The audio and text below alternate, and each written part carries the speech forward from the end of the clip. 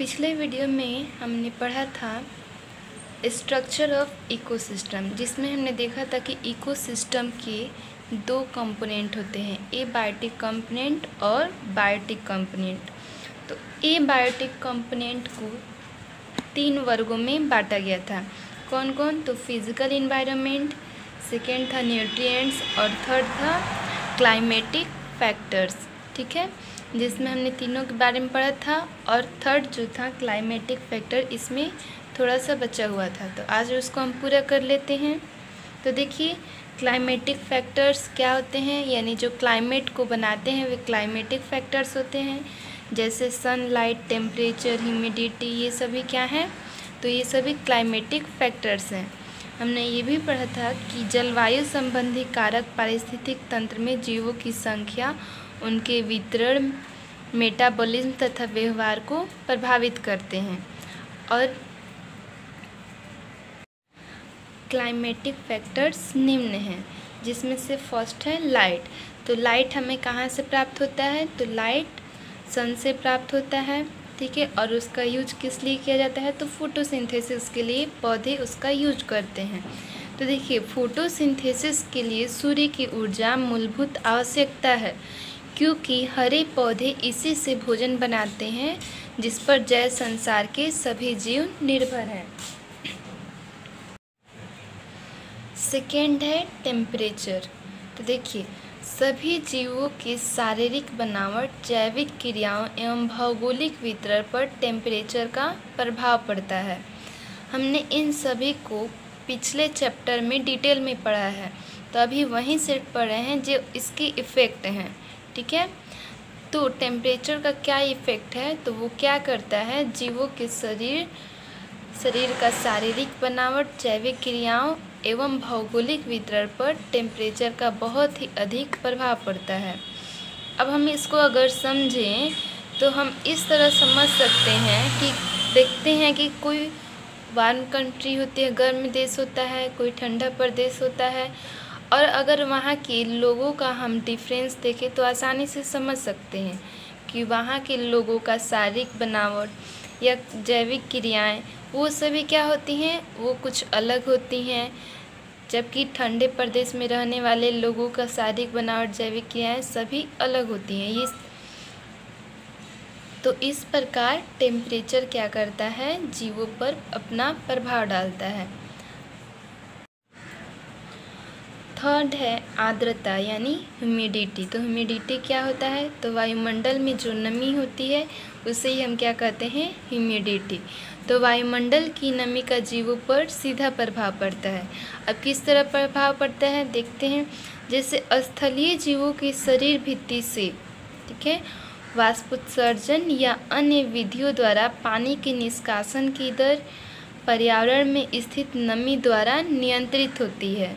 ठीक है, यानी कि पर्यावरण में जो नमी होती है उसी से ये निश्चित होता है कि जीवों के शरीर से वाष्पोत्सर्जन द्वारा या अन्य विधियों द्वारा पानी का निष्कासन का दर कितना होगा। ठीक है, तो स्ट्रक्चर ऑफ इकोसिस्टम में 2 कंपोनेंट हमने पढ़े, एबायोटिक और बायोटिक। तो इसमें एबायोटिक हमने पढ़ लिया। सेकेंड है बायोटिक कंपोनेंट, जिसको हिंदी में कहते हैं जैव या जीवीय घटक। तो देखिए, इस फैक्टर या कंपोनेंट के अंतर्गत पृथ्वी पर उपस्थित सभी प्रकार के जीवों को सम्मिलित किया गया है। ठीक है, सभी प्रकार के जीवों को सम्मिलित किया गया है। हम जानते हैं बायोटिक कंपोनेंट मीन्स जो जीवित हैं वो बायोटिक कंपोनेंट्स हैं, और जो अजीवित हैं वो क्या हैं, एबायोटिक हैं। तो वही कह रहा है कि पृथ्वी पर उपस्थित सभी प्रकार के जीवों को सम्मिलित किया गया है। इनको निम्नलिखित 3 वर्गों में बांटा गया है, जिसमें फर्स्ट है प्रोड्यूसर यानी उत्पादक, सेकेंड है कंज्यूमर यानी उपभोक्ता, और थर्ड है डिकम्पोजर्स यानी अपघटनकर्ता। ठीक है, तो बायोटिक कंपोनेंट्स को 3 वर्गों में बांटा गया है, जिसमें से फर्स्ट है प्रोड्यूसर, सेकेंड है कंज्यूमर और थर्ड है डिकम्पोज़र। ठीक है, अब इसके बारे में एक एक करके हम देखते हैं। तो इसमें फर्स्ट है आपका प्रोड्यूसर यानी उत्पादक। तो प्रोड्यूसर के अंतर्गत कौन आते हैं? तो प्रोड्यूसर के अंतर्गत हरे पौधे आते हैं जो अपना भोजन स्वयं बना लेते हैं। तो यानी हरे पौधे जो भोजन का संश्लेषण करते हैं वो उत्पादक कहलाते हैं। ठीक है, तो वो अपना भोजन किस प्रकार बनाते हैं? तो ये हम जानते हैं अच्छी तरह से कि वो फोटोसिंथेसिस द्वारा सनलाइट, वाटर और कार्बन डाइऑक्साइड के हेल्प से अपना भोजन बनाते हैं। ये सिर्फ पौधे ही कर सकते हैं जिनमें क्लोरोफिल प्रेजेंट होता है। तो पौधे अपना भोजन स्वयं बनाते हैं, तो हम ये भी कह सकते हैं कि जो प्रोड्यूसर होते हैं वो क्या होते हैं? स्वपोषी होते हैं। ठीक है, तो यानी हरे पौधे जो भोजन का संश्लेषण करते हैं वो उत्पादक कहलाते हैं। सेकेंड है कंज्यूमर यानी उपभोक्ता। ठीक है, तो कंज्यूमर किसे कहते हैं? तो जो पौधों और उनके विभिन्न उत्पादों को खाते हैं उन्हें हम कंज्यूमर कहते हैं। ठीक है, या हम दूसरे लैंग्वेज में कह सकते हैं कि ऐसे जीव जो अपने पोषण के लिए पूर्ण रूप से प्रोड्यूसर्स पर डिपेंड करते हैं उन्हें कंज्यूमर्स कहते हैं। ठीक है, यानी कि ये क्या करते हैं? ये पूर्ण रूप से हरे पौधों पर या प्रोड्यूसर पर डिपेंड रहते हैं। तो ये दूसरे जीव पर डिपेंड है अपने भोजन के लिए, तो हम इन्हें परपोषी कहते हैं। ठीक है, या परपोषी कह सकते हैं। तो इसका डेफिनेशन देखा आप लोगों ने कि ऐसे जीव जो अपने पोषण के लिए पूर्ण रूप से प्रोड्यूसर्स पर डिपेंड करते हैं उन्हें हम क्या कहते हैं? तो उन्हें हम कंज्यूमर्स कहते हैं। देखिए, सभी जंतु कंज्यूमर की श्रेणी में आते हैं। जंतु यानी एनिमल्स कंज्यूमर की श्रेणी में आते हैं, क्योंकि क्लोरोफिल की अनुपस्थिति के कारण ये स्वयं भोजन का संश्लेषण नहीं कर पाते हैं और डायरेक्टली या इनडायरेक्टली हरे पौधों पर ही पोषण के लिए डिपेंड रहते हैं। ठीक है, तो ऐसे सभी जंतु को परपोषी भी कहते हैं, क्योंकि ये दूसरे पे डिपेंड कर रहे हैं इसलिए हम इन्हें परपोषी कहेंगे। कंज्यूमर्स को 3 श्रेणियों में विभाजित किया गया है, जो हैं प्राइमरी कंज्यूमर, सेकेंडरी कंज्यूमर तथा टर्शियरी कंज्यूमर, यानी प्राथमिक उपभोक्ता, द्वितीयक उपभोक्ता और तृतीयक उपभोक्ता। तो प्राइमरी कंज्यूमर किसे कहते हैं? तो देखिए, ऐसे उपभोक्ता या ऐसे कंज्यूमर जो पोषण के लिए डायरेक्टली, ठीक है, उत्पादक या हरे पौधों को खाते हैं प्राइमरी कंज्यूमर कहलाते हैं।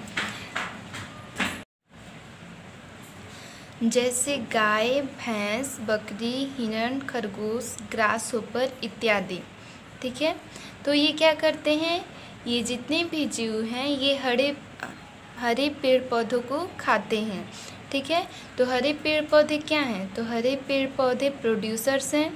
ठीक है, तो ये जितने जीव हैं ये डायरेक्टली क्या कर रहे हैं? हरे पेड़ पौधों को खा रहे हैं, तो ये हुए प्राइमरी कंज्यूमर। ठीक है, तो ऐसे भी अगर हम जानते हैं कि जो जीव हरे पेड़ पौधों को खाते हैं उन्हें हम क्या कहते हैं? तो उन्हें हम शाकाहारी जंतु कहते हैं। तो अब जितने भी प्राइमरी कंज्यूमर हुए वो क्या होंगे? तो वे शाकाहारी जीव होंगे। ठीक है, अब देखते हैं हम सेकेंडरी कंज्यूमर। तो सेकेंडरी कंज्यूमर क्या होंगे? तो वे मांसाहारी जीव। अब हम यहाँ मांसाहारी क्यों कह रहे हैं? देखिए, तो वे मांसाहारी जीव जो शाकाहारी जीवों को खाते हैं सेकेंडरी कंज्यूमर कहलाते हैं। या हम ऐसे कह सकते हैं कि वे जीव जो प्राइमरी कंज्यूमर को खाते हैं वे सेकेंडरी कंज्यूमर कहलाते हैं। तो जो जीव दूसरे जीव को खाता है उसे हम मांसाहारी जीव कहते हैं। इसलिए यहाँ पे लिखा गया है कि वे मांसाहारी जीव यानी कार्निवोरस जो शाकाहारी जीवों यानी कि प्राइमरी कंज्यूमर्स को खाते हैं उन्हें सेकेंडरी कंज्यूमर कहते हैं।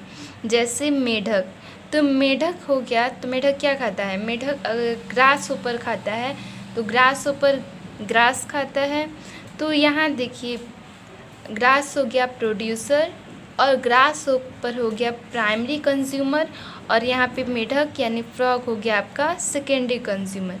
उसी तरह छिपकली भी है, ये भी सेकेंडरी कंज्यूमर है। अब देखिए टर्शियरी कंज्यूमर, तो टर्शियरी कंज्यूमर किसे कहेंगे? तो वे कार्निवोरस जो सेकेंडरी कंज्यूमर को खाते हैं उन्हें टर्शियरी कंज्यूमर्स कहते हैं। ठीक है, जैसे बाघ, शेर, चीता, गिद्ध, ये सभी क्या हैं? तो ये सभी टर्शियरी कंज्यूमर हैं।